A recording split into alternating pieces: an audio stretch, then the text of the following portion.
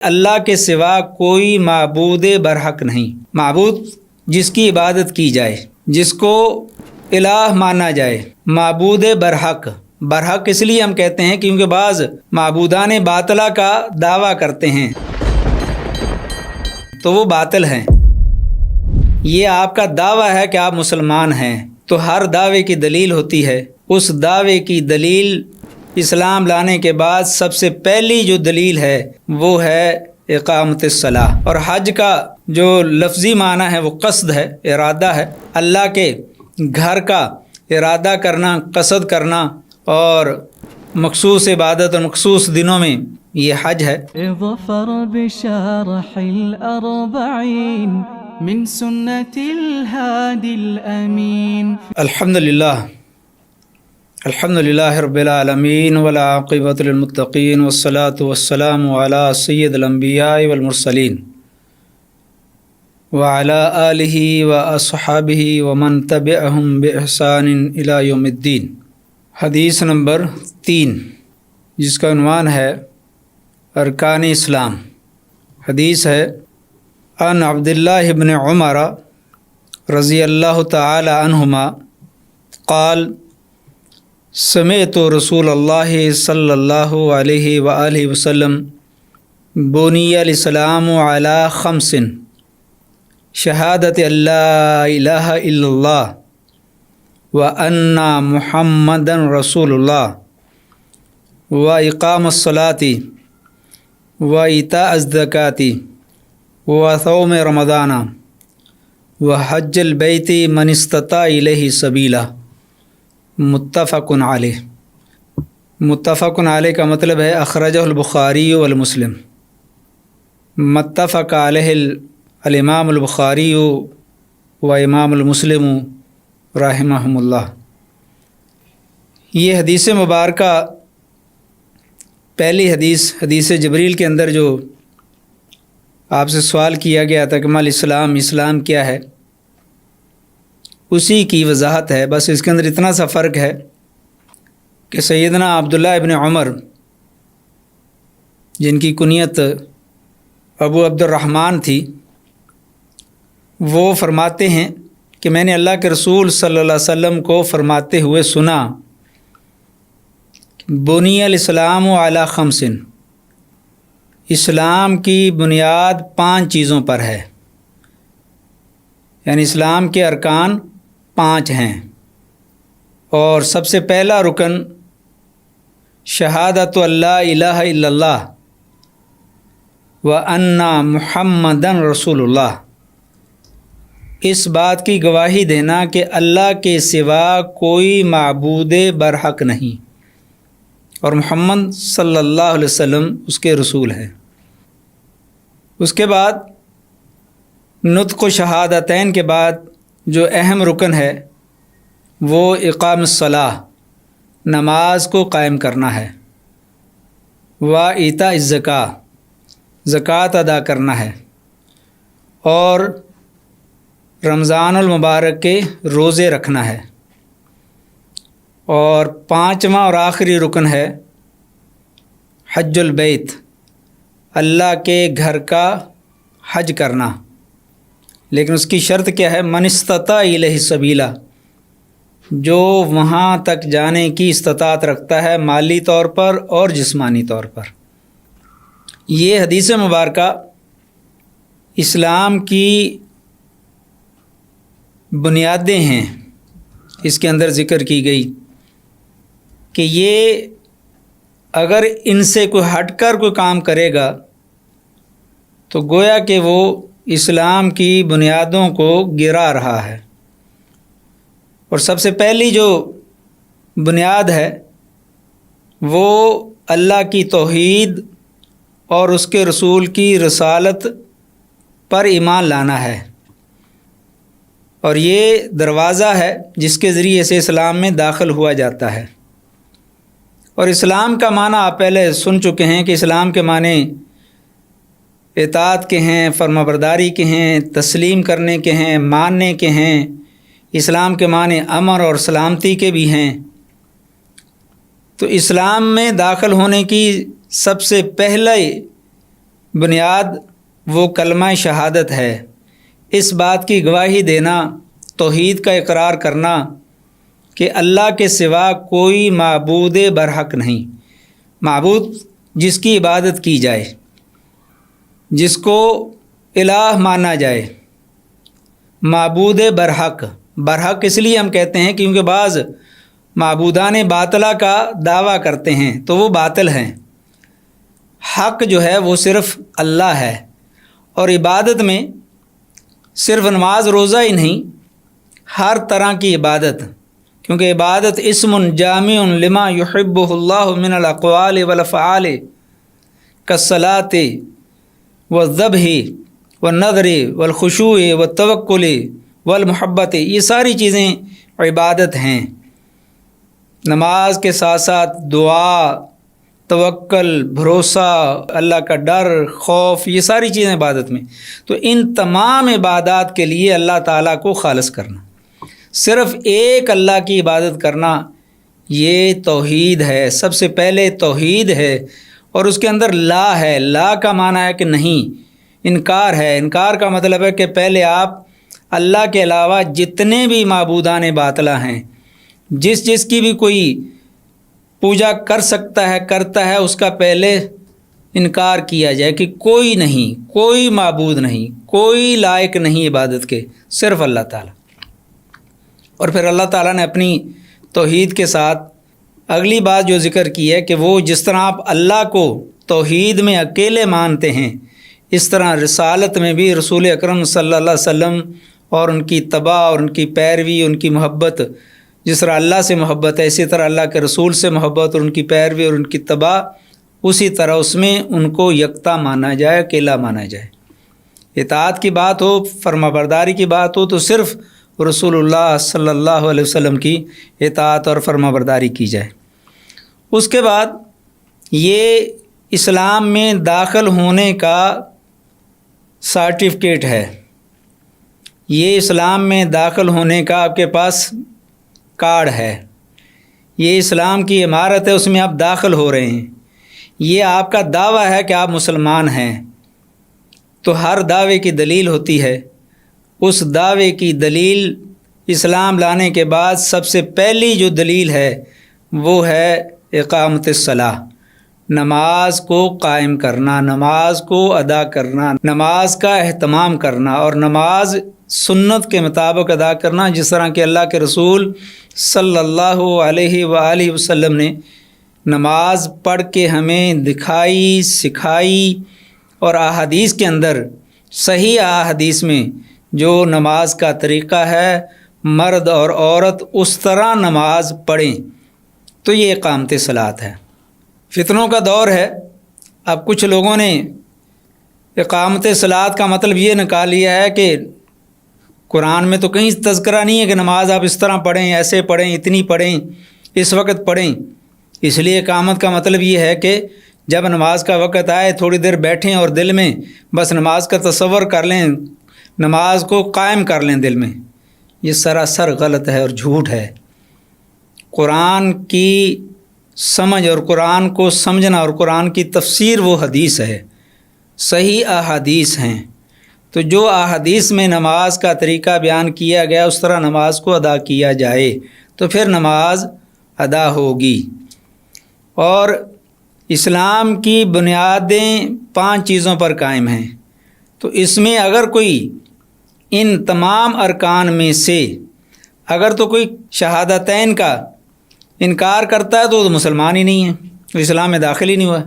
ایک آدمی نطق شہادتین کا اقرار کر لیتا ہے زبان سے، اور اس کے بعد جو اگلے ارکان ہیں، نماز کا قائم کرنا، زکوٰۃ ادا کرنا، روزے رکھنا، حج کرنا، اس میں سے کسی ایک کا انکار کرتا ہے تو وہ دائرہ اسلام سے خارج ہے۔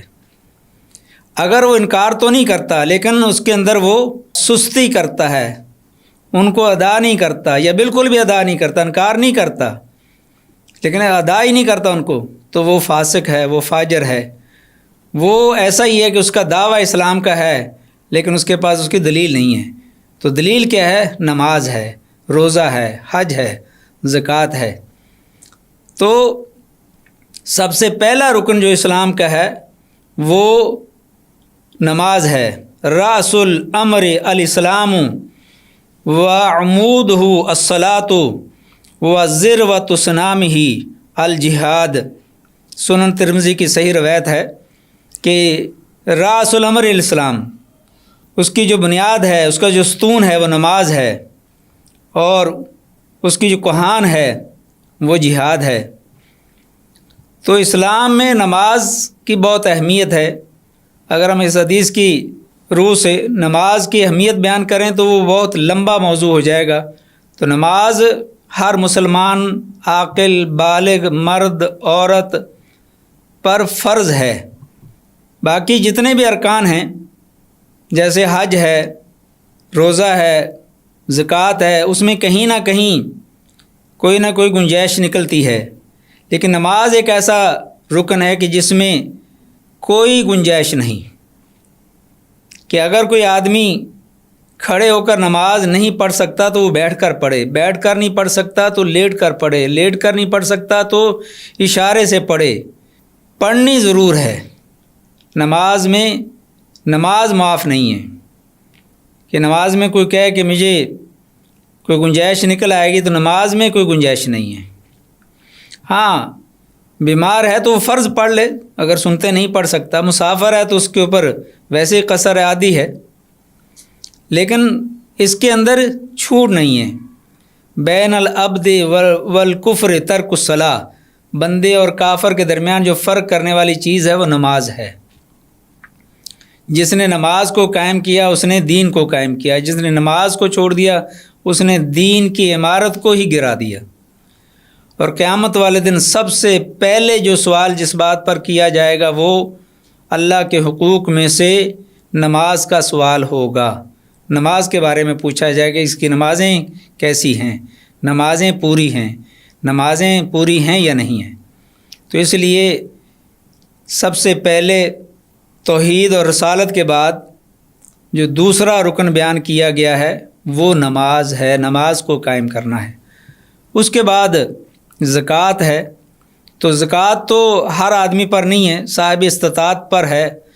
جس کے پاس 7.5 تولے سونا، 52.5 تولے چاندی یا اس کی مالیت کے پیسے ہیں، یا اس کے پر تجارت ہے تو تجارت بھی اس کی اس نصاب کو پہنچتی ہو، اور سال بھر اس کے پاس یہ نصاب کمی بیشی کے ساتھ پورا رہا ہو، تو تب جا کر سال کے بعد اس پر 100 پر 2.5% ہے، 100 میں سے 2.5 روپے ہے.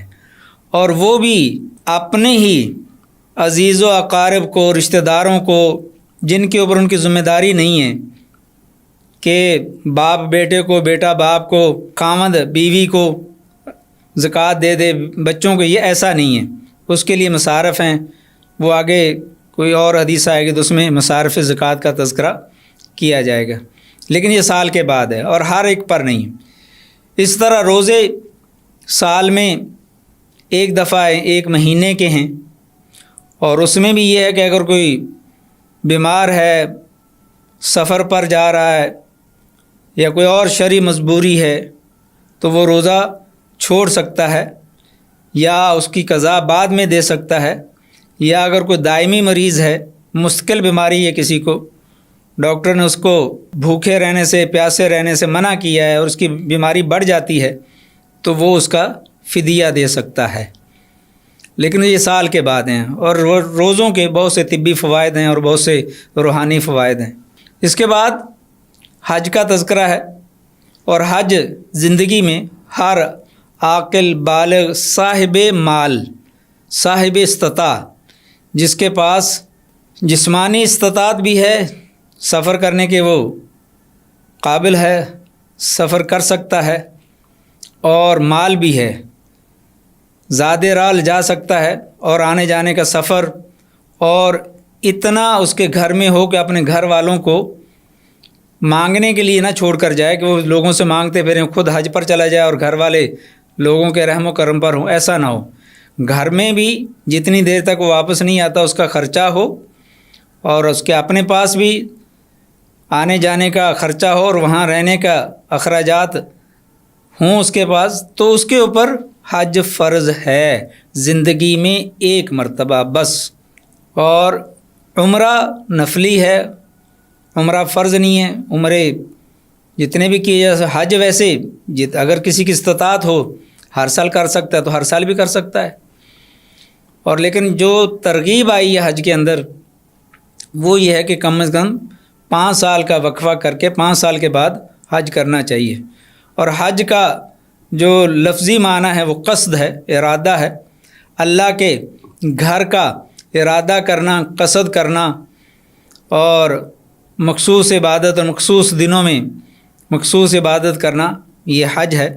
اور حج جو حج کرنے جاتا ہے، حج کرتا ہے، اللہ جس کو توفیق دیتا ہے، اگر وہ حج کو سنت طریقے سے ادا کرتا ہے، حج کے اندر لڑائی جھگڑے سے، فحش بات سے، فحش کلام سے، فحش حرکات سے اور دیگر گناہوں سے اپنے آپ کو بچاتا ہے، تو وہ حج سے ایسے لوٹتا ہے جیسے کہ وہ آج ہی ماں کے پیٹ سے آیا ہے، آج ہی دنیا میں آیا ہے اور آج ہی پیدا ہوا، اس کے اللہ تعالیٰ گناہ اس طرح معاف کر دیتا ہے۔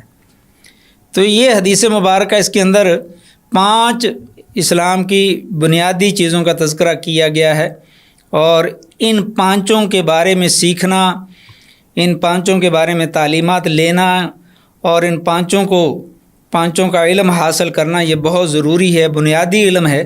یہ ہر انسان کو اس کا علم آنا چاہیے۔ توحید کیا ہے، رسالت کیا ہے، نماز کے احکامات سارے، وضو، طہارت، غسل، یہ ساری چیزیں نماز سے پہلے کی ہیں۔ اب اس میں اتنا وقت نہیں ہے کہ ہم آپ کو یہ ساری چیزیں بتائیں، لیکن یہ مختصر ہے اور یہ آپ کو بتایا جا رہا ہے کہ آپ کے اندر یہ رغبت ہو، آپ کے اندر یہ حرص پیدا ہو کہ آپ دین کو سیکھنے کی طرف آئیں، دین سیکھیں۔ کم از کم آپ کو یہ بنیادی چیزیں جو اسلام کے بنیادی ارکان ہیں وہ تو ہر انسان کو آنے چاہیے۔ نماز کا طریقہ، زکوٰۃ کے مسائل اور روزے کے مسائل، اور اسی طرح حج کا طریقہ، عمرے کا طریقہ اور حج کے مسائل، اس پر پوری معلومات ہونی چاہیے۔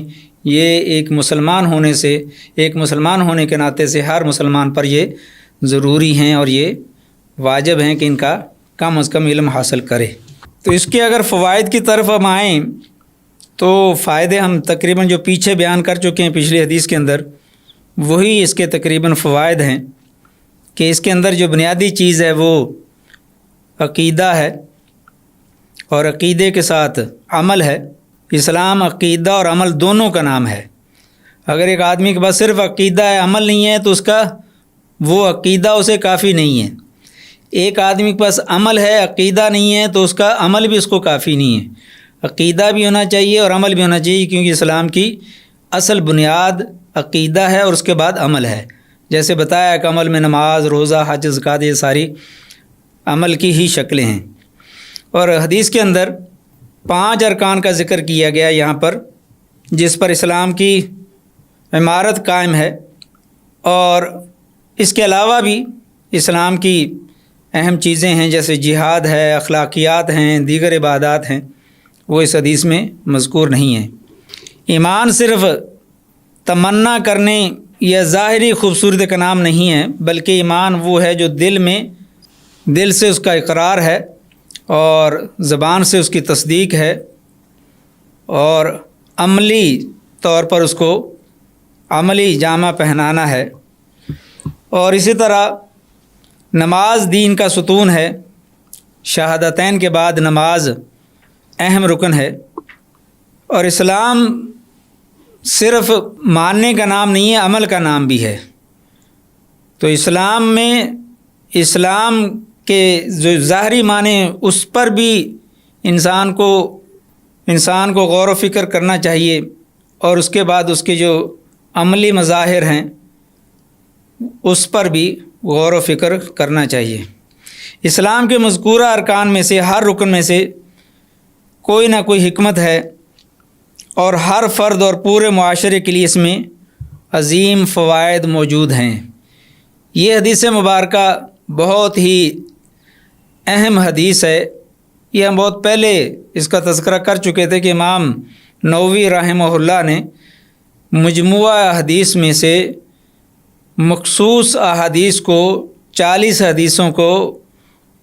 حدیثوں کا انتخاب کیا ہے، اور وہ ایک سے ایک بڑھ کر حدیث ہے، اور جو آدمی ان 40 حدیثوں کا علم حاصل کر لیتا ہے وہ اسلام کی بنیادی مسائل، بنیادی تعلیم کا علم حاصل کر لیتا ہے۔